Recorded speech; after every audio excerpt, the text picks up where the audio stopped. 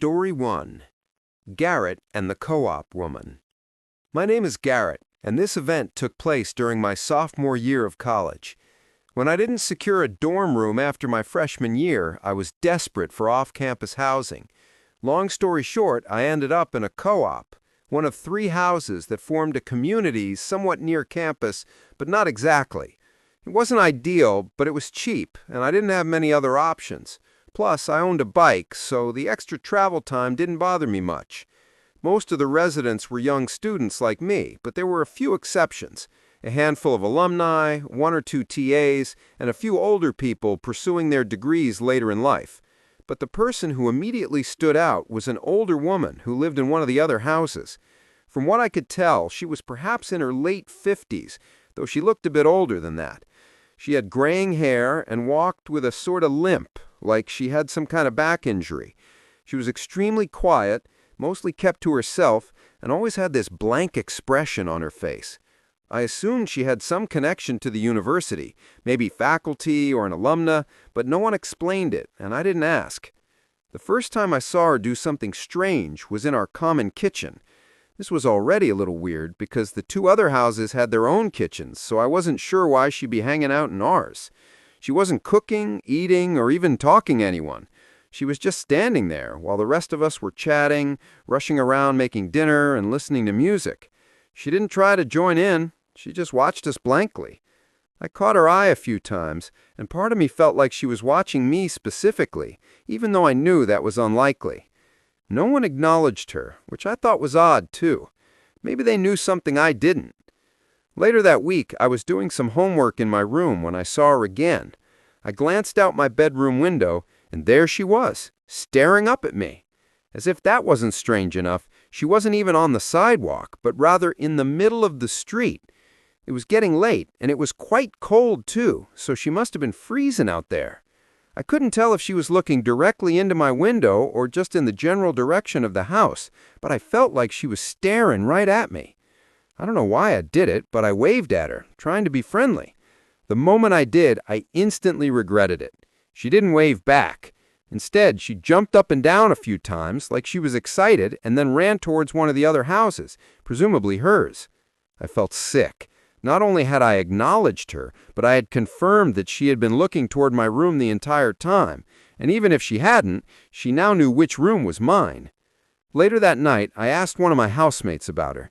He told me that woman had always been there, and that I should try my best to ignore her, like the rest of them did. I inquired further, but the guy genuinely didn't know anything, and said he was just repeating what someone had told him when he moved in. That didn't sit right with me, so I asked around until I got some semblance of an answer. One of the seniors in the house where she lived told me she was associated with the university and was a little kooky, but that she didn't have a history of violence or getting physical. I asked him why no one found her as strange as I did, and he told me that they really couldn't control who lived there, as that decision was up to the property manager. I wasn't fully satisfied, but there was nothing I could do, so I tried to block her out of my mind. But then it got worse. One night, I walked out of my room and nearly ran into her. She was in the hallway, standing right in front of my door. I literally jumped back because she caught me off guard so bad. It was past midnight on a Tuesday, so the house was mostly dead. She didn't say anything when she saw me. She barely even reacted. Instead, she just turned and walked away, as if I was the one who had intruded on her. I won't go into every little detail, but there were several more occurrences like that one, where I caught her either snooping somewhere she had no business being or doing something she had no business doing. At some point, I lost my room key. All 3 houses had once been part of the same hotel, so all the rooms had personal locks and keys. Since it was a co-op, most people just left their doors unlocked, but I couldn't sleep comfortably knowing someone could just walk into my room, so losing my key was a big deal. Everyone had a spare, including me, but I was annoyed because I'd have to go make a copy, and that was an extra inconvenience I couldn't afford at the time.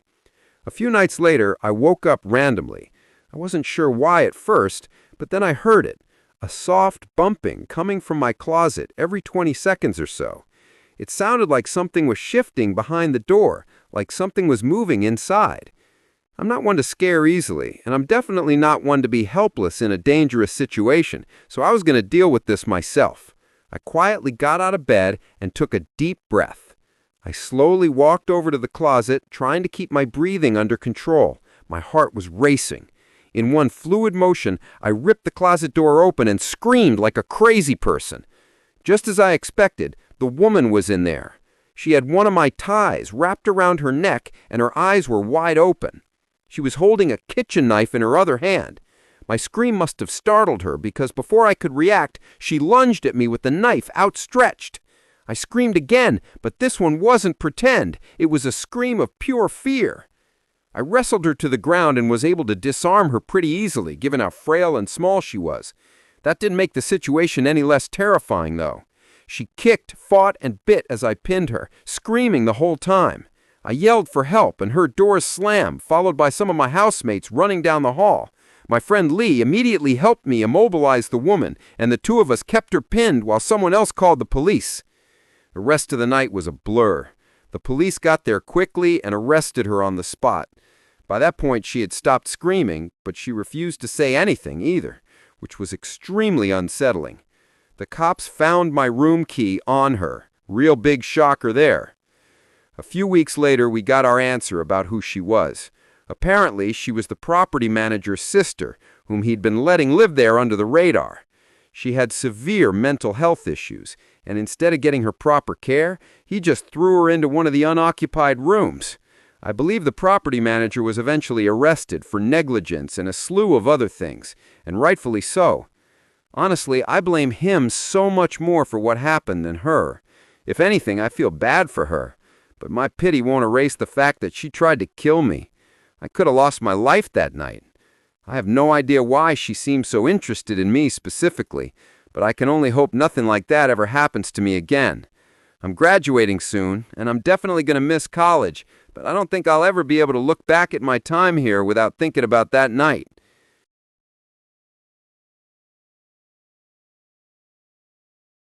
Story 2. The Observer's Account. Lee's Story. The following is the story of an older neighbor who observed the events across the street. This isn't really my story, but I essentially watched the whole thing happen, so I'm telling it anyway. I've lived in a modest two-story home with my husband Benjamin for the better part of 20 years now. All of our kids are out living their own lives, and I couldn't be prouder. But what I'm about to tell you happened last year. Someone had just moved into the house across the street, which was really nice because I was getting sick of looking out at a vacant house all the time. I'm retired, so I spend a lot of time on my front porch, knitting, reading, enjoying the weather with my husband, you name it.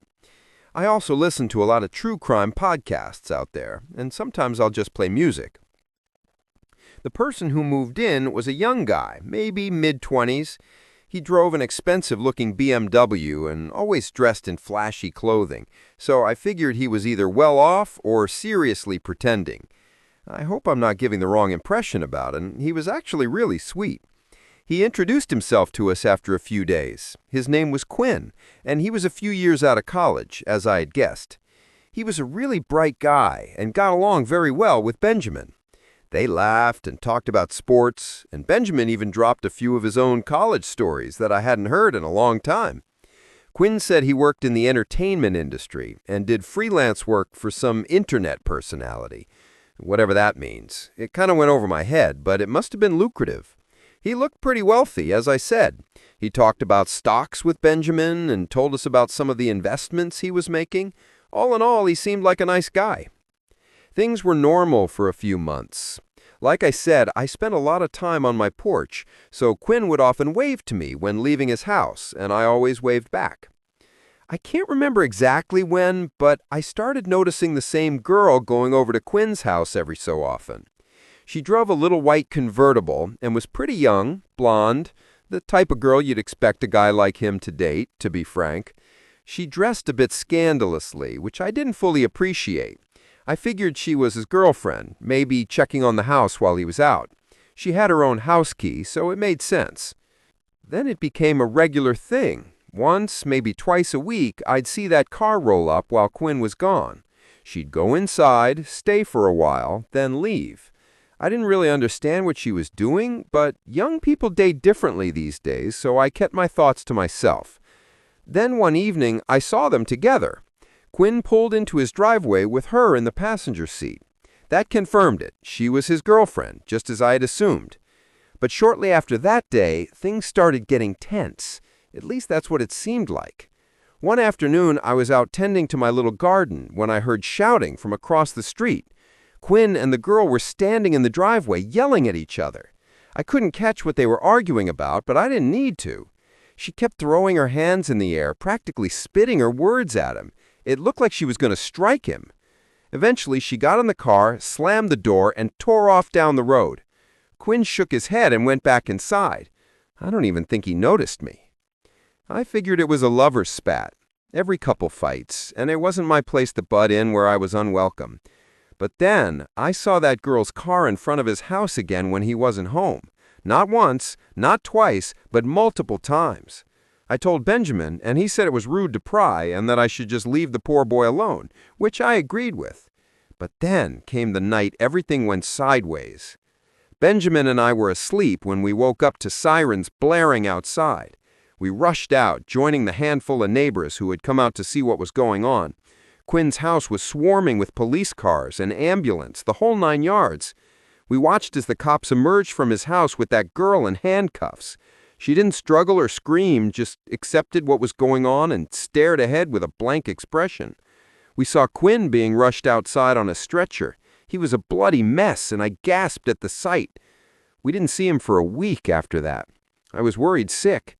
When he finally came back, Benjamin and I walked over to check on him.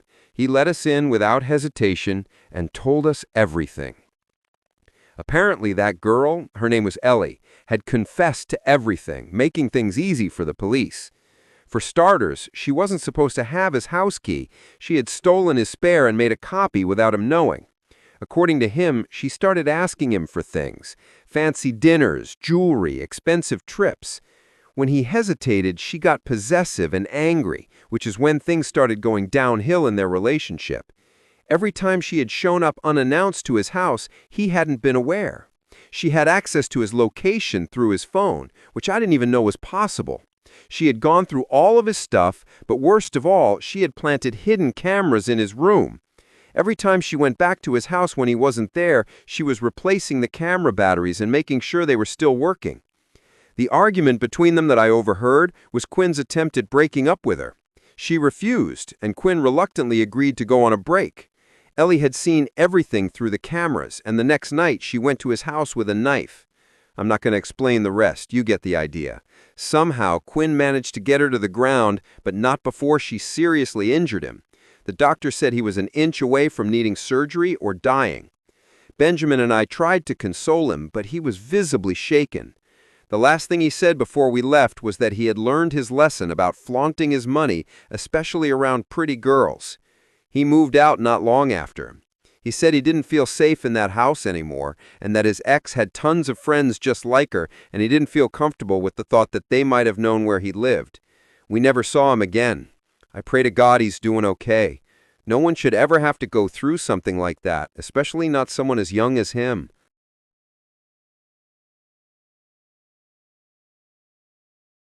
Story 3. The Neighbor's Story. Damon's Story. When I moved into my new place, I was just looking for a fresh start. I won't get into the details, but let's just say I had a bad situation with an ex that made staying in my old city impossible. I came into some money early in life and made some bad decisions about the kind of women I surrounded myself with. Lesson learned. The neighborhood I moved to is really nice, low crime, quiet, mostly families. The houses here are really spaced out, which was partially what drew me there. But for some reason, the property next to mine is much closer in proximity than most of the other properties are to each other. And, by the way, that house next door is huge. When I first saw it, I thought I could easily fit a family of 10. That's honestly what I assumed at first, that a big family lived there, great-grandparents and everything. But I could not have been more wrong. Even though I tried to be low-key, I wasn't going to be a rude neighbor. I took it upon myself to introduce myself to everyone in the neighborhood. For whatever reason, I decided to introduce myself to my next-door neighbors last. I couldn't tell you why. Everyone else I met seemed really sweet and genuine. I'd say 90% of them were parents of young children, and yes, they were all slightly intimidating, purely based on how successful they seemed to be. I wasn't too sure how a younger guy like myself would easily blend into a community like that, but that was more of a personal concern.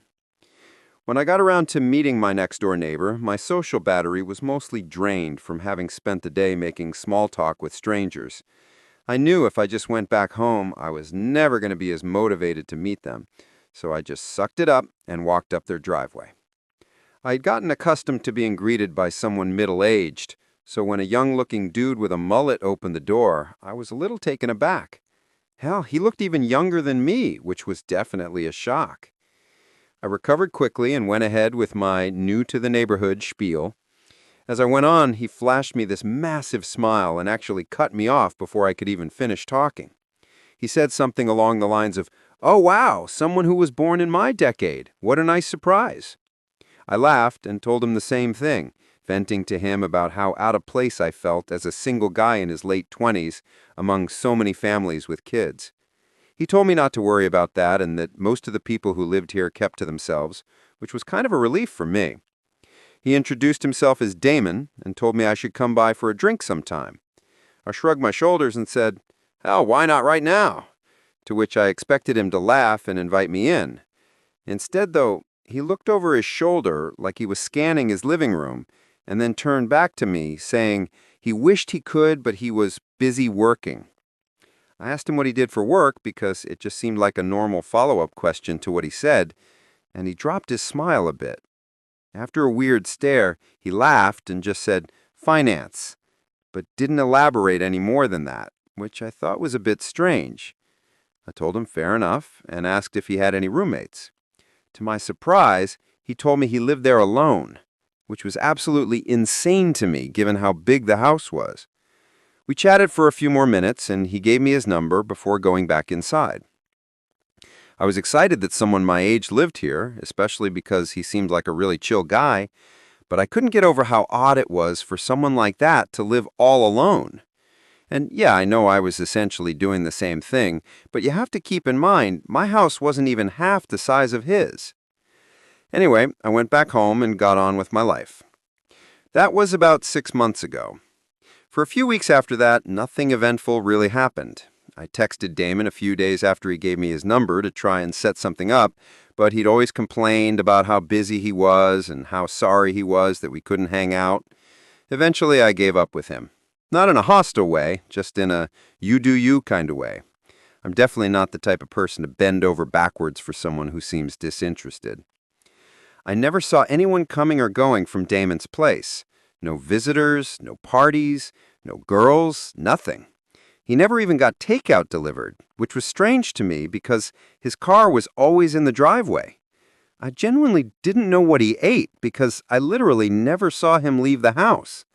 The guy lived like a ghost. I work from home, and the office in my house is on the 3rd floor, which overlooks Damon's property, if you're wondering how I knew so much about his living habits. I know it sounds obsessive and a little creepy, but his house was also just a glance away from my monitor, so I couldn't help but look over from time to time. One night, it was a Wednesday night, I remember that distinctly. I woke up around 2 a.m. to the sound of loud music. I sleep with my windows open, so that's probably how I woke up so easily. At first I thought I was imagining it, or it was part of a really vivid dream I was having, but I was wrong. I got out of bed and peeked out my window, and there they were. 7 or so cars lined up in Damon's driveway. There was no mistaking it. He was having a party. Now, don't get me wrong. I'm not the type to complain about some noise. I've been to my fair share of house parties. But it was the middle of the week, and the volume was insane. I figured I'd just go over, knock, and ask him to turn it down. I threw on a hoodie and walked over. It was a full-blown party. That much was clear from outside. I knocked on the door, but no one answered.